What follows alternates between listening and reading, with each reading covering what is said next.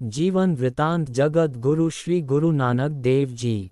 तृतीय अध्याय। गुरु नानक देव जी की दूसरी उदासीन यात्रा। 26 सितंबर 2025।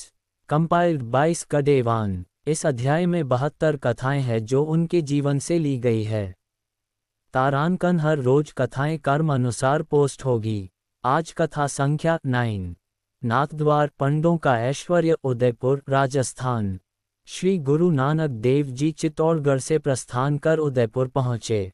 यहाँ श्री कृष्ण जी का मंदिर नाथद्वार नाम से प्रसिद्ध है। जनसाधारण अपार श्रद्धा के कारण धन संपदा भेंट करने में किसी से पीछे रहना नहीं चाहते। अतः वहाँ के पुजारी बहुत धनी थे।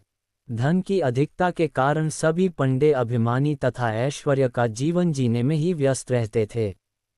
पुजारियों ने जब गुरुदेव को देखा तो उन्होंने सोचा ये कोई साधारण साधु है, कोई सेठ व्यापारी तो है नहीं जिनसे कुछ धन मिलने की संभावना हो। अंततः उन्होंने गुरुदेव को मंदिर के निकट नहीं आने दिया, उल्टे कुछ रूखे शब्दों से संबोध न किया। भाई मर्दाना जी ने उनको ध्यान से देखा तो महसूस किया कि वह लोग उन्हें तुच्छ जानकर दुर्व्यवहार कर रहे हैं। दुर्व्यवहार का रहन सहन बहुत वैभवपूर्ण था। उन्होंने बहुत कीमती रेशमी वस्त्र धारण किए हुए थे तथा इत्र फुलिल लगाकर हीरों की मालाएं पहन रखी थी। इस प्रकार के धन के प्रदर्शन को भाई मर्दाना ने धर्म कर्म के विरुद्ध जानकर गुरुदेव से प्रश्न किया, हे गुरुदेव जी, इन पंडों की मति धन के नशे में मलिन हो गई है। मनुष्य को मनुष्य ही नहीं समझते, जबकि उनका कर्तव्य है अभ्यागत का स्वागत करना तथा उनकी सुख सुविधा का प्रबंध करना।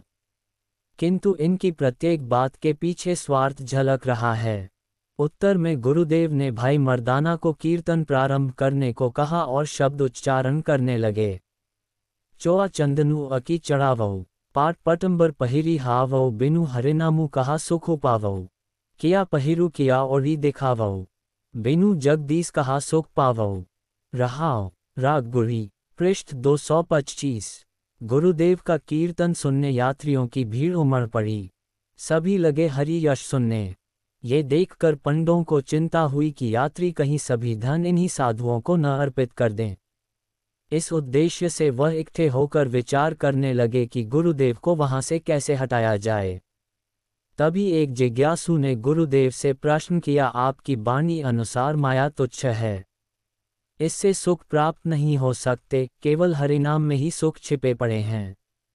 परंतु यहाँ पर तो चारों ओर माया का ही बोलबाला है, फिर हम किस बात पर विश्वास करें। गुरुदेव ने अपने प्रवचनों में उत्तर दिया, माया का जो भी प्रसार आप देख रहे हैं वह सुहावनी तो प्रतीत होता है, किंतु इसके पीछे समाप्त न होने वाला कलेश है। इसलिए इनको भोगते समय हृदय में नाम का वास होना अति आवश्यक है। यदि प्रभु नाम का अंकुश हमसे छूट गया तो हाथी रूपी मन लोभ में भटकता फिरेगा, जिसमें दुख ही दुख है। श्री वाहे गुरु जी का खालसा, श्री वाहे गुरु जी की फतह। तृतीय अध्याय। दूसरी उदासीन यात्रा। अगले पाठ कथा तारांकन 10। जैनी साधु आबू पर्वत राजस्थान। बोलो जयकारा बोल मेरे श्री गुरु महाराज जी की जय। कंपाइल्ड 22 कडेवान।